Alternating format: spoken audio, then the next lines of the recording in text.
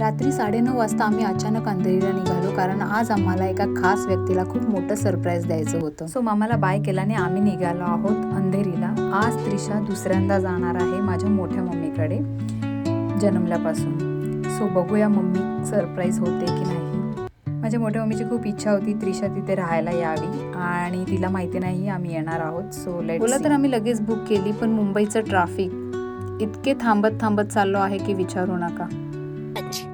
कम कम करा, कम कम कम कम कम कम गो गो गो गो गो गो गो गो कम कम. अजून फक्त 10 महिन्याची आहे, पण कम गो असं बोललं की तिला सगळं कळायला लागलंय. मी तर एकच सांगेन, लहान मुलांच्या हातात शक्य तितके बुक्स आणि टॉईज द्या, त्यांना ऑब्झर्व करू द्या, त्यांना खेळायला शिकू द्या, मोबाईल देऊ नका प्लीज. सो आता मी फायनली अंधेरीला पोहोचलो आहे. आता मम्मीचे एक्सप्रेशन कॅप्चर करायचे आहेत. आय होप मम्मी सरप्राईज होऊ देत. कोण आहे का घरात?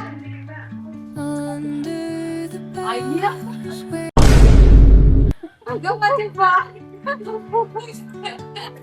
अगं माझी शिवाना, अगं माझी आई आलीस तू. अगं माझी लेक न ग, माझी सोनं ग, माझी सोनं तू आली का? आणि हा होता आमचा छोटासा बर्थडे सरप्राईज. पण मम्मीच्या चेहऱ्यावरचा आनंद बघून आमचा पूर्ण प्रवास वर्थ इट झाला. Thank you so much for watching. आणि त्रिशा बघा सगळं घर कसं ऑब्झर्व करते आहे. काना कोपरा बघते ती नवीन ठिकाणी गेलं की.